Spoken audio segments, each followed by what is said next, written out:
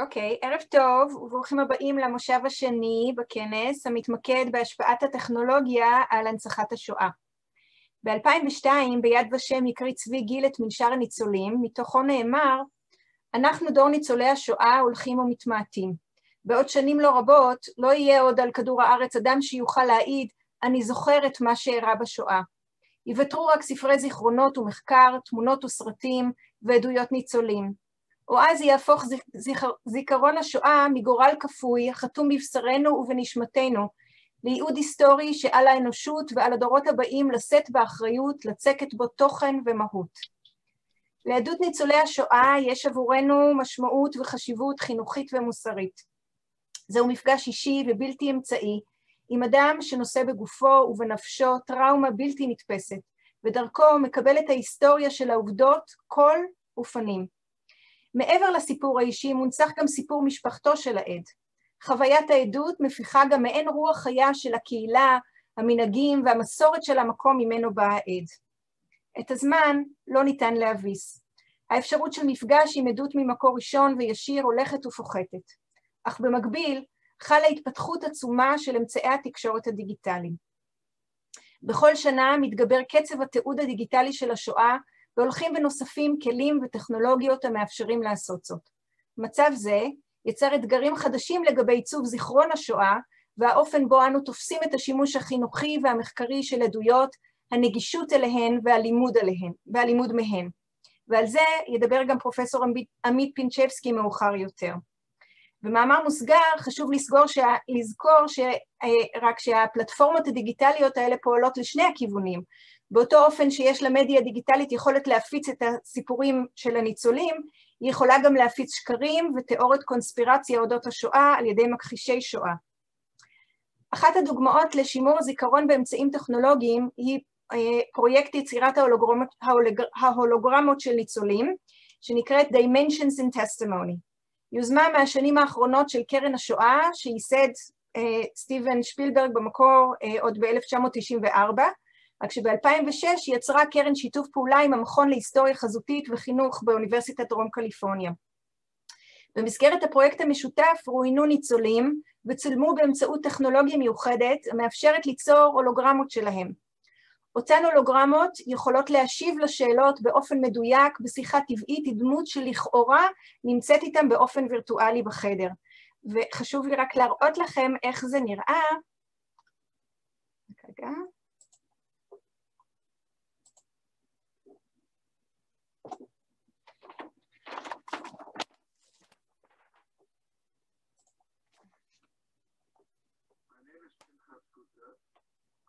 Answer any questions you might have for me. Anat, share screen? לא עשיתי? No. Oops. They optimize the video. רגע, sorry. I thought I did.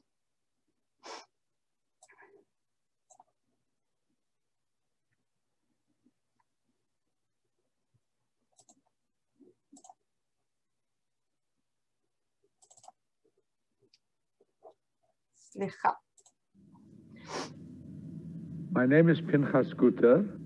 I will answer any questions you might have for me. How old were you when the war ended?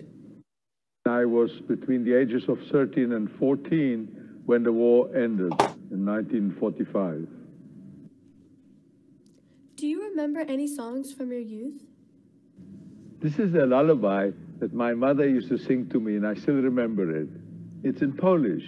Jadą dzieci, jadą drogą, siostrzyczka i brat, i nawidzieć się nie mogą, jaki piękny świat. חשוב לי רק לציין שמה שראיתם עכשיו, אמנם מתקיים בבית ספר, אבל כרגע הולוגרמות עוד לא מופצות ברחבי בתי הספר, אלא בעיקר במוזיאונים ברחבי ארצות הברית. כרגע הפוקוס הוא על ליצור את ההולוגרמות, ובשלב מאוחר יותר המטרה היא באמת להפיץ אותם במוזיאונים ובתי ספר וכו'. הדמות הווירטואלית שראיתם בסרטון היא של מר פינקס גוטר, שיש לנו את הכבוד לארח כאן היום בכנס, וברשותכם אני רק אציג אותו באנגלית. Pinchas Guter was born in Lodz, Poland. Once occupied by the Nazis, Guter, his mother and sister left to Warsaw and were later reunited with his father where they lived in the Warsaw Ghetto. They survived the mass deportations of 1942, but after the 1943 Warsaw Ghetto uprising was suppressed, they were rounded up and sent to Majdanek extermination camp, where his parents and his sister perished. Guter survived 6 labor and concentration camps and eventually was forced on the death march to Theresienstadt. After being liberated by the Red Army in 1945, he was sent to England. In 1952, he enlisted in the Israeli army. He lived in Brazil and South Africa before eventually immigrating to Canada in 1985. Guter was the first person to test drive the new technology of the holograms project called Dimensions in Testimony. On 3 occasions, he traveled to Los Angeles Space Foundation, where he sat in a dome lit by 6,000 LED lights surrounded by 52 cameras. The prototype involved filming extensive interviews with Guter, and he was asked to answer more than 900 questions, which are now being used to be part of his hologram persona. Guter has also been in the subject of numbers of films and is a frequent participant in the March of the Living and March of Remembrance and Hope programs. He is avidly committed to Holocaust education. It is my honor and privilege to introduce you, Mr. Pinchas Guter, to share with us your experience and your participation in this unique program. Good afternoon, ladies and gentlemen. Thank you, Anat, for this kind introduction. And I know that you have been listening to interesting and thought-provoking papers all afternoon. So I hope that you will bear with me if I introduce some levity and speak to you in a more personal manner. New Dimensions in Testimony was a process just waiting to happen. But it was far from certain that I would be its first guinea pig in the pilot project. When I received the invitation from Stephen Smith to join the team, my first reaction was resistance, always my default position. I did not want to travel. The whole idea seemed far-fetched, if not crazy. My wife was astonished at this reaction. She could not understand how I was not enthused by this, how adventurous and exciting it seemed. She was right. Of course, you know, wives are always right. Of course, I flew down to Los Angeles. This has been set in motion sometime before in Stephen's invitation to me by Heather Mayo, Stephen's wife. The question that she asked, who would speak for Holocaust survivors after they were all gone? And this bothered her. Was it possible to find a way to extend their unique impact? She went to the IC campus, the Internet Circuits and System campus of the University of Southern California, and half expecting to be laughed at. She asked, can you create a talking image or hologram? They didn't know the answer to that question, but instead of laughing at her, they said it was worth a try. The second step, when I arrived in Los Angeles, also began with some hesitation. They weren't sure. Stephen and I and some other members of the faculty sat in a room on the IC campus where I quickly became aware that I was not the only skeptical one. Many questions were raised, provoking much discussion. Eventually, I was placed in a position facing a number of cameras, and the questions were now aimed at me. After an hour, we broke for lunch. The original intention was then to call it a day. They weren't going to stay any longer. However, interest in the proceedings proved so high that everyone stayed on and watched and listened while the cameras were going on all the time, taking pictures. And I answered questions, many, many questions that came fast and furiously till the end of the afternoon. By then, it was quite clear there was a commitment to this project. This was the first of a number of visits to Los Angeles before the part that I played was done. March 2014, my wife joined me in my next visit, as I was to spend at least a week in the laboratory. When we arrived at 8:30 sharp on the Monday morning, we were told that the lab was not quite ready yet. We were also learned that the team had worked through the whole night in their effort to ensure that all would be set to start promptly. But this was, after all, virgin territory. I should add to this point that the team showed the same utter dedication to the project from the beginning to its end. Their involvement was terribly supportive. When about an hour later we entered the lab, it was quite a sight. We were confronted by this huge sphere, or I called it a bubble, and it was filled. It filled the space of the whole, up to the ceiling, with hundreds or thousands of lights, attached, all going sugar all the time. Many cameras, I can't recall how many, I believe it might have been 52, were placed strategically inside the bubble. One of the team mentioned that there was a particular camera, one of the main cameras, that James Cameron, the director of Avatar, would have given his ITs to possess. In the small space outside the bubble, the room was in semi-darkness, where the technicians worked at the computers, walked about, checking that all was in order, calling out to one another, and where my wife found a spot from where she could watch all the proceedings that were going on.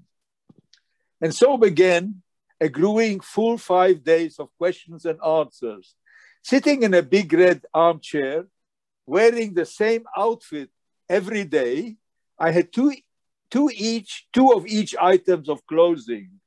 I often had to wear sunglasses, dark ones, against the brilliant light that was racing in between the extra questions and answers. And it was racing from all 4 points of the bubble. Thousands of questions were actually thrown at me. They may use 900, but I answered over 2,000 over the period of the time that I was there, the 5 days. The same questions would be posed at different forms in the anticipation of how viewers might approach the hologram in the future. Heather worked on the questions, but it was Stephen who asked them from a spot outside the bubble. He was sitting outside, going through kind of a window, and he would ask me all these questions. I refused to have any question shown to me at any stage, preferring to give spontaneous answers. I have to say it was not easy, but my close friendship with Stephen, the wonderful atmosphere created by the technical team, and the presence of my wife all helped me going. On the last day, my wife and I were driven to another part of the campus, to a small lab where a young Japanese PhD had constructed a smaller bubble capable of taking accurate pictures, much more accurate than the big ones, particularly of heads. The lights in this bubble were brightly colored, and it felt like a party room. The only people who had been photographed there up to that point were Charlize Theron, the actress, and Michael Caine. When they were done with me, they invited my wife to step into the bubble so that they could make a picture of both of us together. It was like getting married again. It was quite funny. There were follow-up flights to Los Angeles to add and to tweak. I went several times backwards, and then the challenging work began in the laboratory, the creation of the talking hologram or talking image. This took over a year or maybe more, but progress was slow and steady. And by 2015, The amazing Skokie Holocaust and Memorial Center in Chicago was the first place to show the image publicly and incorporate it into their educational program. Soon we were getting very excited and enthusiastic feedback from the staff at the museum. Apart from the novelty of the experience, visitors to the museum, especially children brought in for classes, soon became engaged and eagerly fired questions, thrilling at the answers. Children particularly related in a very personal way, waving as they left the class, calling out goodbye, and see you again. After 3 months, the museum invited Dorothy, my wife, and myself to be part of a special celebratory event to show the image. This was to be our first time, as neither of us had seen the image in action yet. I had never seen it. I'd done it, but I never saw it. What a moment. There was the image sitting in that red armchair, smiling, slightly nodding, with a benign smile, nodding its head gently while the audience sat in a hushed silence. Someone threw a question. Silent, I didn't answer. Perhaps I didn't hear. Louder this time, smiles and nods. Someone called out another question. I know nothing about jazz, was my answer. The image announced. I had no memory of ever uttering these words before. I felt a nudge from Dorothy. Perhaps your presence is inhibiting. Maybe you should leave. So while it might not have been the most auspicious, the crowd was still intrigued, and the museum was still so thrilled with its potential that they committed to build a room dedicated specifically, actually a special kind of a special place as well to this image of mine and images of other Holocaust survivors which were to follow.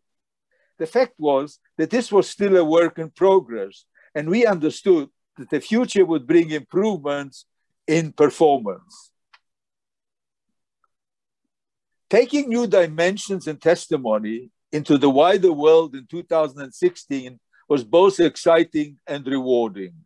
We traveled to Sheffield in England to participate in the International Documentary Festival, the third largest such festival in the world.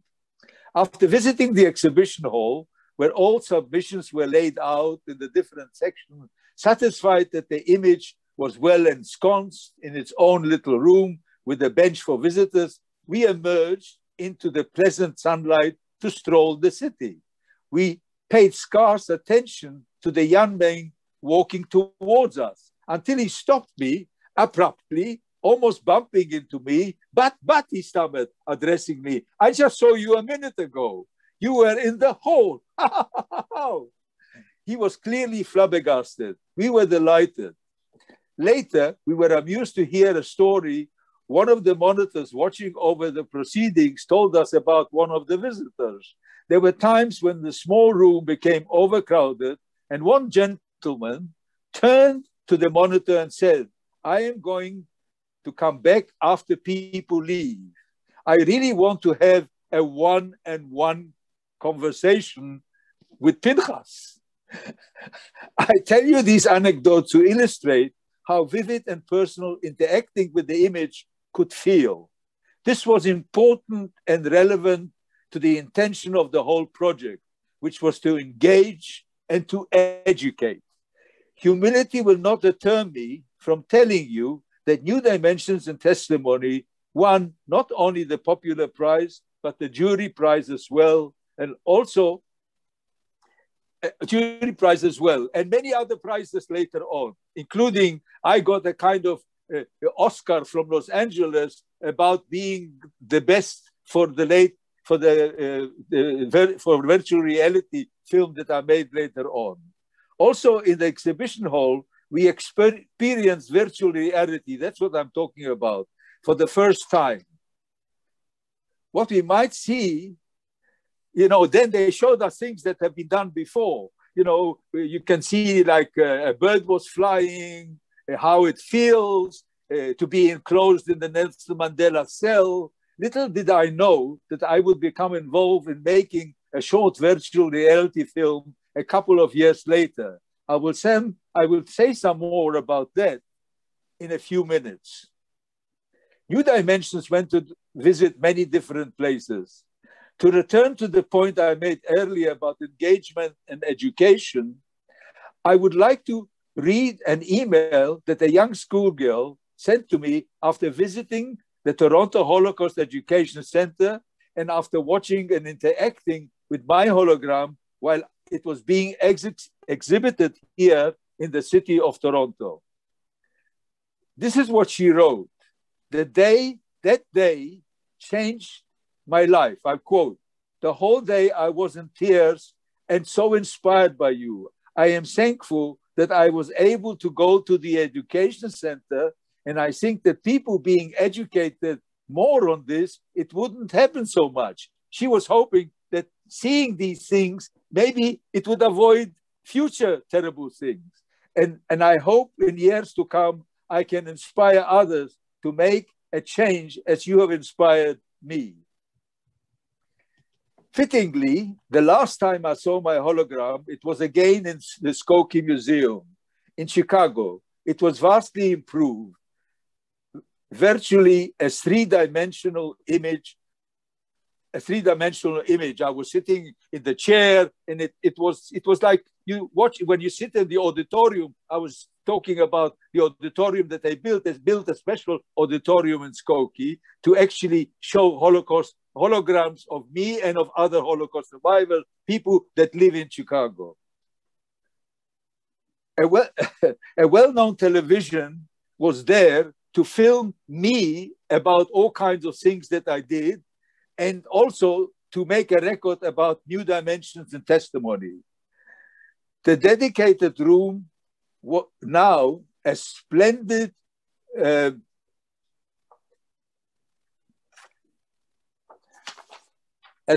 auditorium with state-of-the-art equipment for filming and recording, was as holding as well as holding an extended collection of images of other Holocaust survivors with many different experiences to share.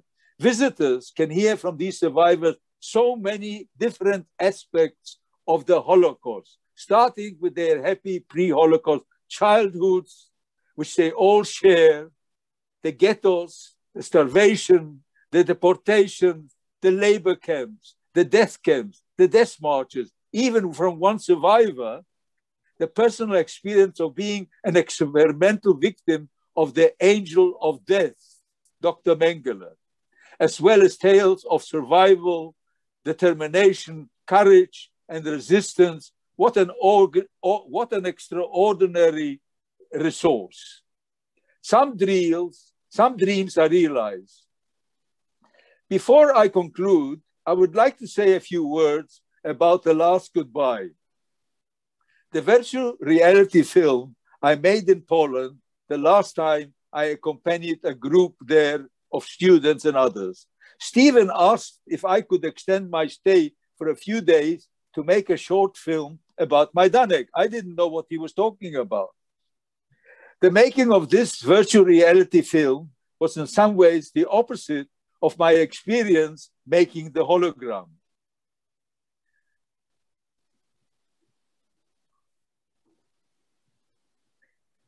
Even though in the making of the hologram,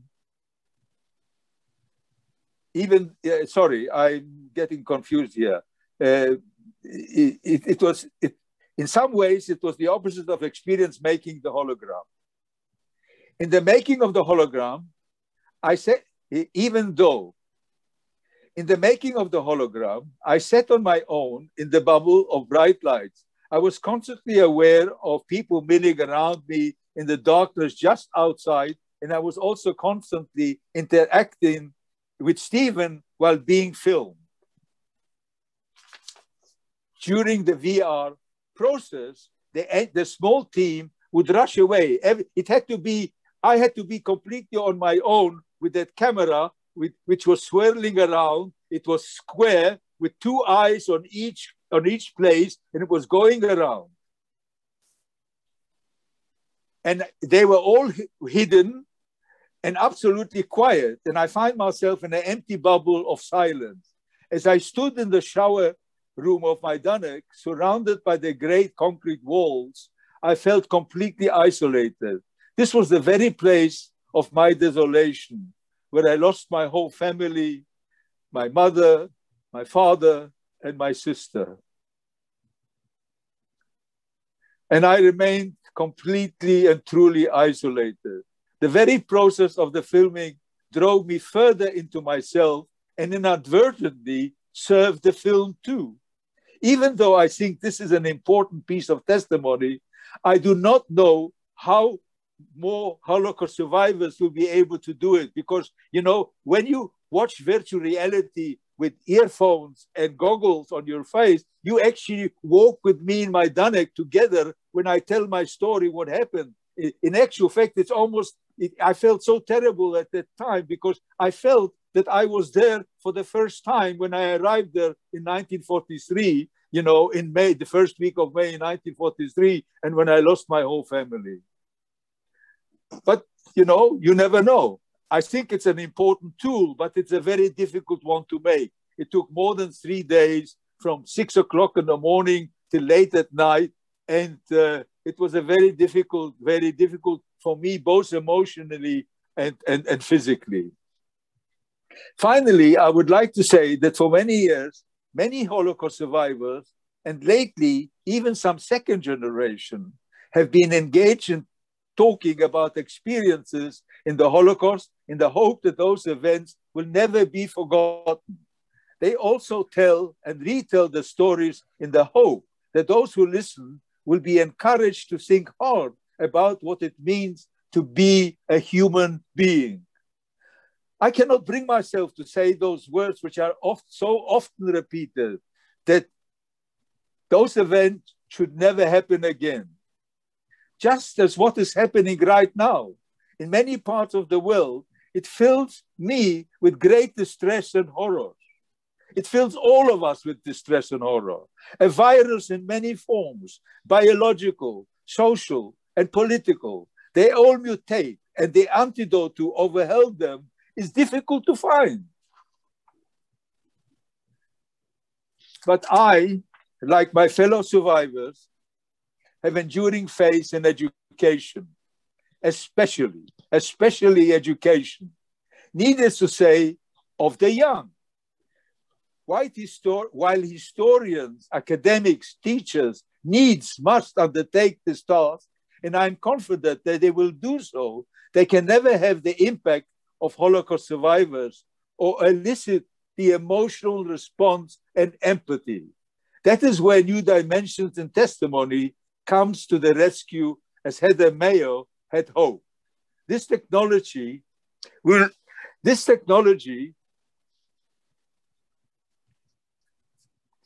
assist those working in this field and will hopefully reach out ever more widely.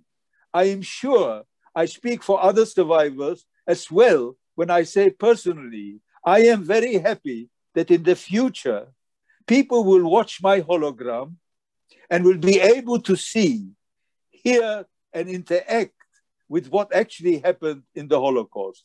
In the meantime, for as long as I am able, I will continue to fulfill to the best of my ability what I regard as my obligation, which is to serve as a witness of the Shoah and of what happened and what shouldn't happen. Thank you very much.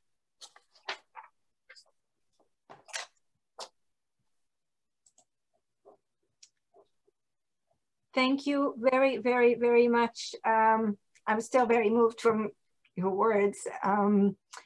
It was a fascinating presentation, and I think you really brought to life this experience. You explained to us how it worked behind the scene, and we could actually visualize it, imagine it, And I cannot imagine how difficult it was for you to experience it. But you're a true educator, so you were driven to do it. You had a mission, and it was very clear to see how important this project is and your commitment towards it. If we have questions, if people wants to write questions through the Q&A, you can write them in Hebrew and I will translate. I think it was so powerful. Let's wait to see.